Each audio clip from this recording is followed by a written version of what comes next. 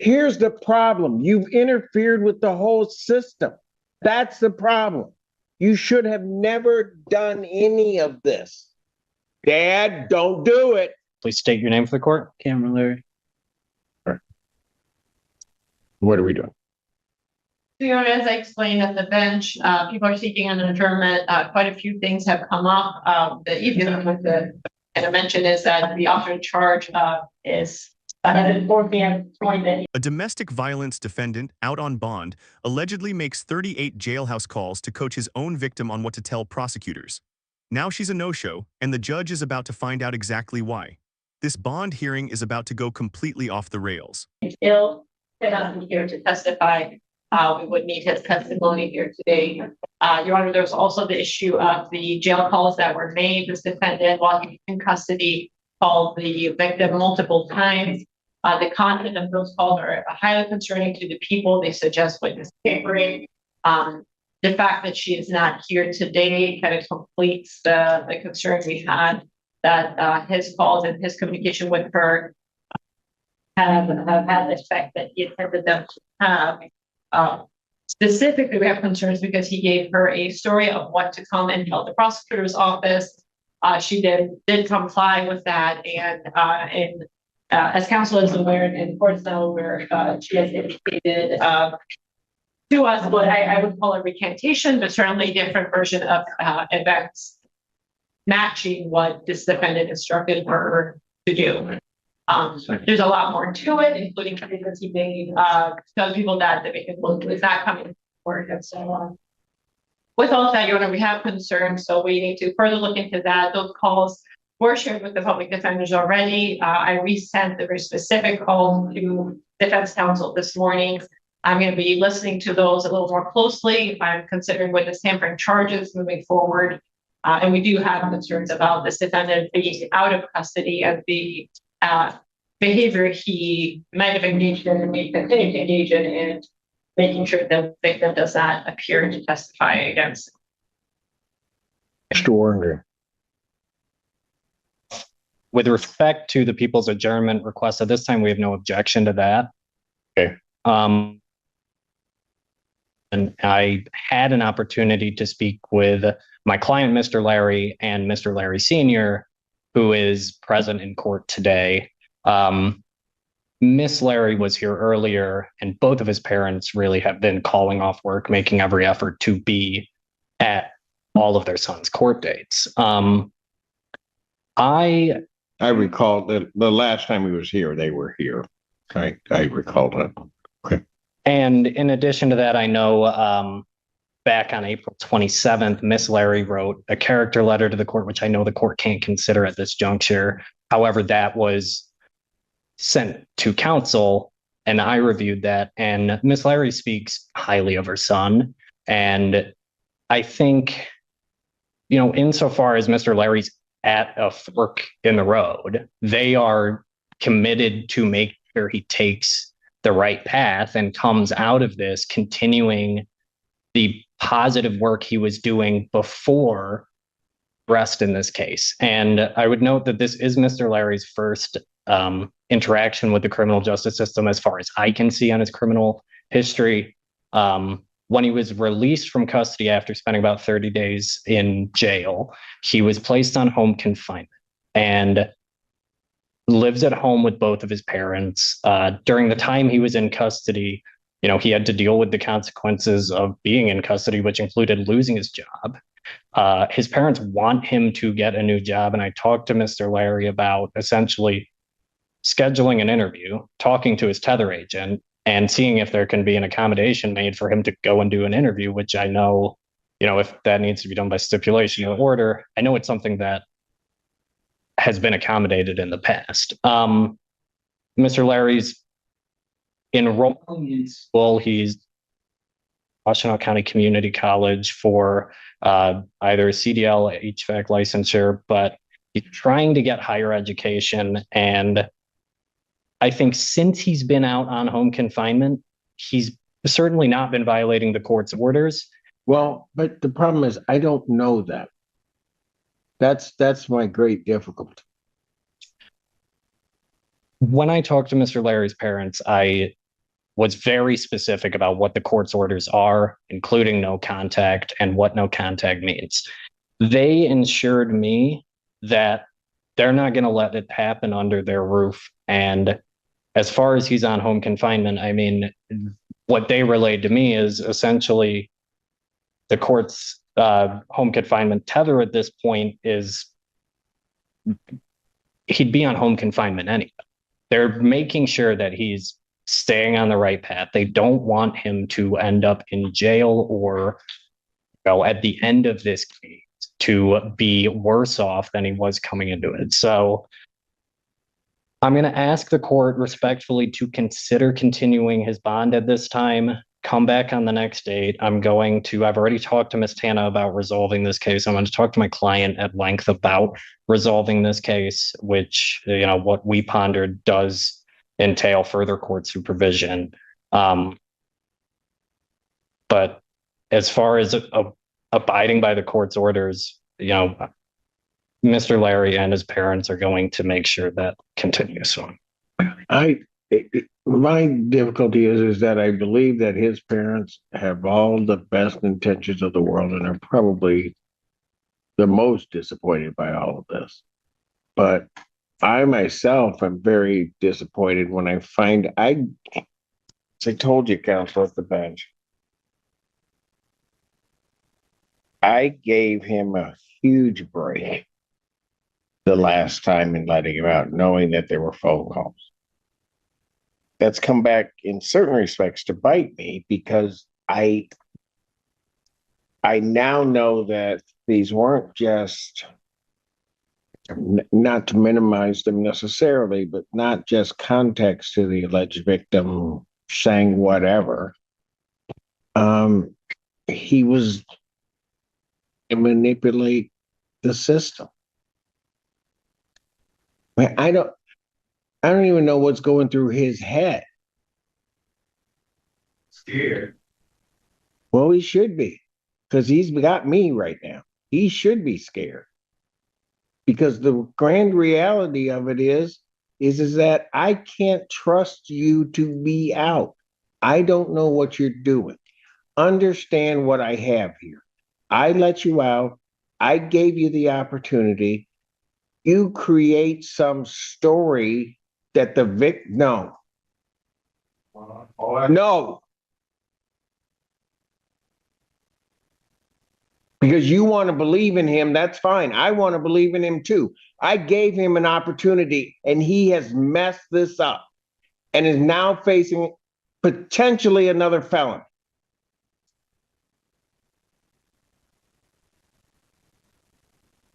And I don't know that you even understand that, young man. No, you don't. Why would you put yourself in a position to pick up another felon? You weren't even supposed to be communicating with this person at all. But then you communicate and you go even further to concoct some story and now and here's what you have to understand from that. From that, you concoct that story, and then I have no victim here today. She not only takes the story that you give her, communicates it to authorities, then doesn't show. Your Honor. Go ahead if you think it's advisable to say something to me, because I am livid right now. Takes me on the phone with her. What was she? Agreed. Tell me now. Your Honor, I would ask the court to consider the fact, since Mr. Larry's been released on home confinement, I think almost right away, he got into some level of domestic violence programming. I spoke with Ms. Tana. There's a program that we are both familiar with that I want to refer him to immediately. And into addressing, the underlying allegations here, it addresses those of issues in terms of, it was a bond violation trying to impact the outcome of proceedings, those kinds of things.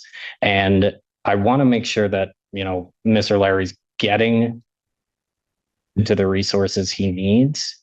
I think if he's at home on home confinement with his parents, I think he's in a better. How do I know he's not contacting the victim? Well, when I spoke to his parents, Your Honor, they advised. I don't doubt that they're going to do the best they can. I trust them. I don't trust him. Mr. Warren Green, the kind of choices is available in jail if he wants to start that. Might be advised. Your Honor, my client would just assure the court he's not going to violate any court orders, including the no contact He order. assured the magistrate of that after his arraignment. Understood. I was nervous and she was pregnant, so this is my first time, Your Honor. What? Your Honor, I think my client's expressing that it is his first interaction with the justice system. He was nervous about the ultimate outcome of this case. It's a big. What confusion do you have of do not contact this person? I don't think it's confusion, Your Honor. He admits to violating the court's orders with respect to the no contact order. I think it's naivety, and I think it's him trying to change the outcome of this case. I understand that as far as it's a bond violation. I'm not sure if it rises to a matter where we're dealing with forfeiture by wrongdoing at this point. So I don't want to go too far down that road in terms of what I address, but he knows that's a possibility at this point. And at this point, we're kind of shifting gears and talking to the people about a resolution that involves significant domestic violence programming. And for the record, if I may, at least 38 calls were made to the victim using other inmates' pins. So being naive, that to me doesn't indicate a naive person.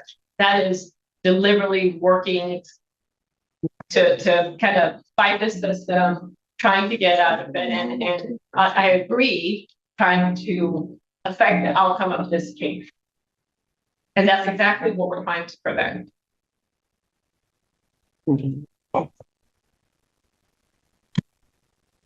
And see, it's that behavior why I can't trust you. Staying here.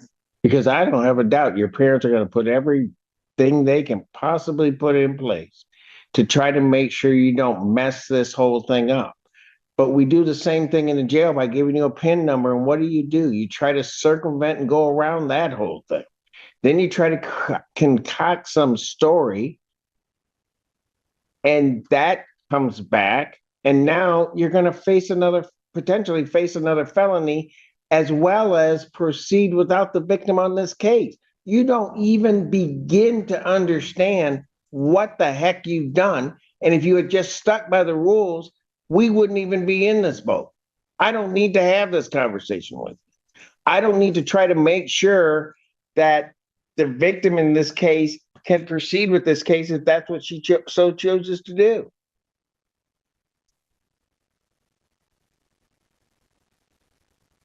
Okay. 30 days. What that I did. Mistakes were already made. I was 30 days sitting there. Your Honor, I'd ask the court to consider that the time Mr. Larry spent in custody did have an impact on him. And moving forward, if the court is gracious enough to consider continuing his bond at this point, if he's going to comply with any of the court's orders, but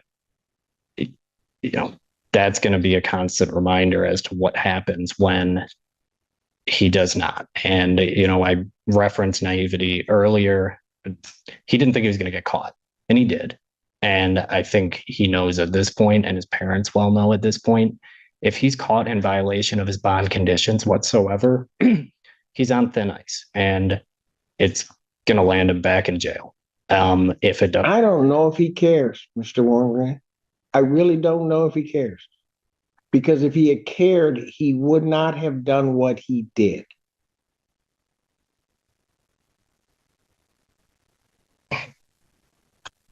Your Honor, he's been working on himself a lot. This arrest 38 calls, routed through other inmates' pins, coaching a witness on testimony. That's not a slip-up, that's textbook witness tampering, and the judge knows it. This is the moment naive mistake stops being a legal defense. Hopefully, in the long run, going to be the biggest turning point in his life. And that's his sentiment he's expressed to me this whole time.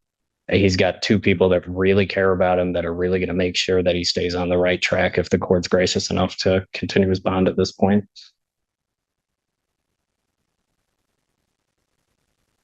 The bond that was posted for you was not your money, was it? No, sir. It was your parents' money. My brother and my sister.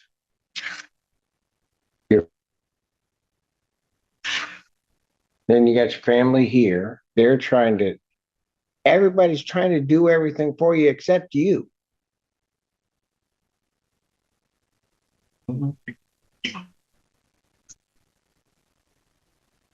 Here's what the problem is, counsel. I've got to figure out, and I've got to give the people time to figure out why this victim isn't here.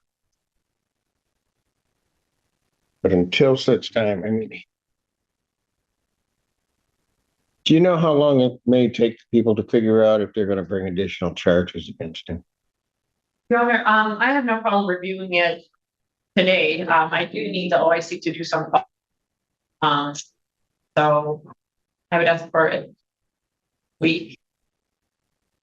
I'll adjourn the preliminary exam matter to May 26, 2026, 9 a.m. before me. That's in person. At this point in time, young man, you got to understand, you make your bed, you got to lie in. I'm not gonna don't look at me like this is you. Right. Your family put up their money. They did that. Your parents are down here with all their time and everything, trying to stand up for you. And you did this. Before I already made the mistakes, Your Honor. It was way before that. After I got put in there for 30. Here's the problem. You've interfered with the whole system. That's the problem. You should have never done any of this.